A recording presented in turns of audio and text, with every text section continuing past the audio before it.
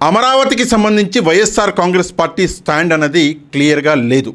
అందువల్ల గడిచిన 2-3 రోజుల నుంచి వైఎస్ఆర్ కాంగ్రెస్ పార్టీ ఇమేజ్ అన్నది ఎంతో కొంత డ్యామేజ్ అయింది. 2014లో ఆంధ్రప్రదేశ్ విభజన అన్నది జరిగింది. విభజన జరిగిన తర్వాత అమరావతి అన్నది ఆంధ్రప్రదేశ్కి క్యాపిటల్ సిటీ అని చెప్పేసి తెలుగుదేశం పార్టీ ఒక ప్రపోజల్ అన్నది పెట్టడం జరిగింది. దాని తర్వాత అమరావతిలో కొంత భూమి అన్నది సేకరించారు. ఆ భూమి మీద కొన్ని తాత్కాలిక భవనాలు కూడా కట్టారు. అంటే అమరావతి అన్నది ఆంధ్రప్రదేశ్కి క్యాపిటల్ సిటీ అని చెప్పేసి తెలుగుదేశం పార్టీ స్టాండ్ అన్నది చాలా క్లియర్గా ఉంది. దాని తర్వాత 2019లో జగన్మోహన్ రెడ్డి గారు అధికారంలోకి వచ్చారు. అధికారంలోకి వచ్చిన జగన్మోహన్ రెడ్డి గారు 1 కాదు 3 రాజధానులు ఉంటాయని చెప్పేసి ఒక ప్రకటన అన్నది చేయడం జరిగింది. అమరావతి, విశాఖపట్నం, కర్నూలు ఈ 3 ఆంధ్రప్రదేశ్కి రాజధానులుగా ఉంటాయి అని చెప్పేసి జగన్మోహన్ రెడ్డి గారు చెప్పడం జరిగింది. ఎందుకు కారణం ఏంటి అంటే డెవలప్మెంట్ అన్నది ఒక చోట ఉండకూడదు, మొత్తం రాష్ట్రంలో డెవలప్మెంట్ అన్నది జరగాలి. అంటే 3 రాజధానులు ఉంటే మొత్తం రాష్ట్రం అన్నది డెవలప్ అవుతుంది అని చెప్పేసి ఒక మంచి ఉద్దేశంతో జగన్మోహన్ రెడ్డి గారు 3 రాజధానుల కాన్సెప్ట్ అన్నది తీసుకొచ్చారు. కాకపోతే 2024లో కూటమి అన్నది గెలిచింది. కూటమి గెలిచిన తర్వాత ఈ 3 రాజధానుల కాన్సెప్ట్ ఏదైతే జగన్మోహన్ రెడ్డి గారు తీసుకొచ్చారో దాని మీద వైసీపీ అన్నది ఫర్మ్గా స్టాండ్ తీసుకోవడం లేదు. ఇక్కడే ఒక పెద్ద చిక్కొచ్చి పడింది. నిజంగా 3 రాజధానుల కాన్సెప్ట్ అనేది మీరు తీసుకొచ్చారు, దాని మీద మీకు నమ్మకం అన్నది ఉంటే దాని మీద మీరు స్టాండ్ తీసుకోవాలి ఈరోజు కూడా. కానీ స్టాండ్ తీసుకోవట్లేదు. స్టాండ్ తీసుకోకపోగా అమరావతికి మేము వ్యతిరేకం కాదు అని చెప్పేసి స్టేట్మెంట్లు ఇస్తున్నది వైసీపీ. అక్కడే ఒక పెద్ద చిక్కొచ్చి పడింది. ఏంటా చిక్కు అంటే అమరావతికి మేము వ్యతిరేకం కాదు అన్నప్పుడు ప్రజలు ఏం ఆలోచిస్తారు అంటే జగన్మోహన్ రెడ్డి గారు తీసుకున్నటువంటి 3 రాజధానుల ఇదేదైతే ఆలోచన ఉందో అది తప్పు అని జగన్మోహన్ రెడ్డి గారే ఒప్పుకున్నారా అని చెప్పేసి ప్రజలలో ఒక ఆలోచన అన్నది మొదలైంది. చంద్రబాబు నాయుడు గారు ముందు నుంచి అమరావతి అన్నారు, ఈరోజు కూడా అమరావతి మీదనే ఉన్నారు. కానీ వైఎస్ఆర్ కాంగ్రెస్ పార్టీ 3 రాజధానులు అని ఆ 3 రాజధానుల కాన్సెప్ట్ మీద లేదు. ఎందుకు అన్నదే అతిపెద్ద ప్రశ్న. అందువల్లనే ఎంతో కొంత వైసీపీ ఇమేజ్ అన్నది డ్యామేజ్ అన్నది జరుగుతున్నది. ఇక ప్రస్తుత రాజకీయాలకు వస్తే మొన్న చంద్రబాబు నాయుడు గారు అసెంబ్లీలో అమరావతి అన్నది ఆంధ్రప్రదేశ్కి రాజధాని అని చెప్పేసి ఒక తీర్మానం చేసి కేంద్రానికి పంపించడం జరిగింది. అక్కడి నుంచి కొత్త రాజకీయం అన్నది మొదలైంది. వైఎస్ఆర్ కాంగ్రెస్ పార్టీని ఎక్కడో ఒక చోట తెలుగుదేశం పార్టీ కొంత వెనక్కి నెట్టేసింది అన్నటువంటి ఒక సిగ్నల్ అన్నది ప్రజల్లోకి వెళ్తున్నది. ఎందుకు వెళ్తున్నది అంటే ఇందాకే నేను చెప్పా, తెలుగుదేశం పార్టీ తన స్టాండ్ మీద ఉంది, కానీ వైఎస్ఆర్ కాంగ్రెస్ పార్టీ తన 3 రాజధానుల స్టాండ్ మీద లేకుండా పోయింది. అందుకే ఈరోజు ప్రజలు ఎంతో కొంత ఆలోచనలో పడ్డారు.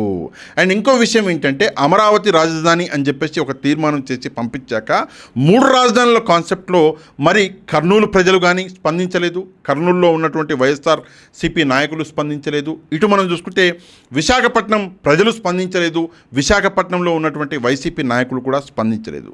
ఒకవేళ నిజంగానే స్పందించి ఉంటే నిజంగా 3 రాజధానుల కాన్సెప్టే కరెక్ట్ అని చెప్పేసి ఒక సిగ్నల్ వెళ్ళేది. కానీ స్పందించకుండా వైసీపీ డిఫెండ్ చేయడంలో పడిపోయింది. అంటే అమరావతి కరెక్ట్ రాజధాని అని చెప్పేసి ఇండైరెక్ట్గా వైసీపీ ఒప్పుకున్నట్టుగా ఇక్కడ మనకి క్లియర్గా కనిపిస్తున్నది.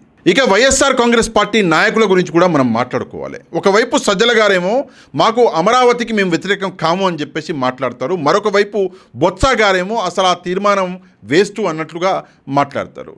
నిజంగా వైఎస్ఆర్ కాంగ్రెస్ పార్టీ నాయకుల్లోనే ఒక ఐక్యత అన్నది లేకుండా పోయింది. నిజానికి వైసీపీ అధిష్టానం అన్నది ఒక క్లియర్ మెసేజ్ని ఇవ్వలేకపోయింది. ఏం మాట్లాడాలి, ఎలా మాట్లాడాలి, మన స్టాండ్ ఏంటి అన్నటువంటి మెసేజ్ ఇవ్వలేకపోయింది. అందువల్ల ఎలా కనిపిస్తుంది అంటే ఈ నాయకుల్లోనే ఐక్యత లేదు అన్నటువంటి ఒక మెసేజ్ అన్నది ప్రజలకి క్లియర్గా కనిపిస్తున్నది. అంతేకాదు YSR Congress party social media కూడా చాలా కన్ఫ్యూజ్గా ఉంది. దీని మీద అసలు ఏ స్టాండ్ తీసుకోవాలన్న క్లారిటీ అన్నది సోషల్ మీడియాకు కూడా లేకుండా పోయింది. ఈ స్టాండ్ అన్నది పార్టీ తీసుకుంది అంటే వైసీపీ సోషల్ మీడియా అనేది ఆ స్టాండ్ తీసుకుంటుంది.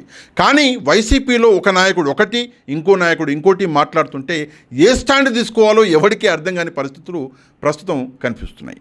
ఏది ఏమైనప్పటికీ కూడా వైసీపీ 3 రాజధానులు అని చెప్పేసి ఒక స్టాండ్ తీసుకున్నది. తెలుగుదేశం పార్టీ అమరావతి అని చెప్పేసి ఒక స్టాండ్ తీసుకున్నది. తెలుగుదేశం పార్టీ తన స్టాండ్ మీద ఉన్నది, కానీ వైసీపీ తన స్టాండ్ మీద లేకుండా పోయింది.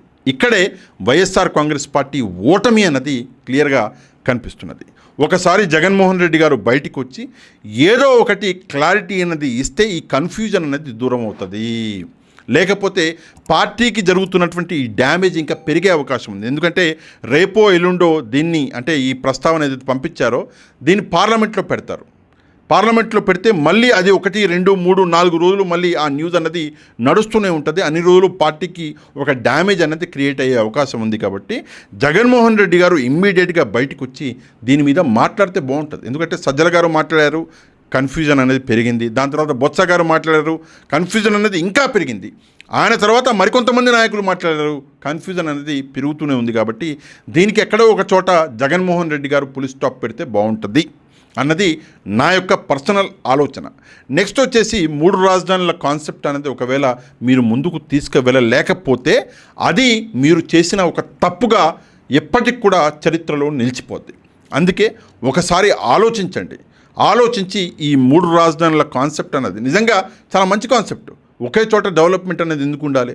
3 చోట్ల ఉంటే మొత్తం రాష్ట్రం డెవలప్ అవుతుంది. మంచి కాన్సెప్ట్ అని చెప్పేసి మీరు నమ్మిన తర్వాత ఎందుకని చెప్పేసి దాన్ని ముందుకు తీసుకెళ్లరు? దయచేసి ఒకసారి వైసీపీ నాయకులు జగన్మోహన్ రెడ్డి గారు కూడా ఆలోచిస్తే బాగుంటుంది.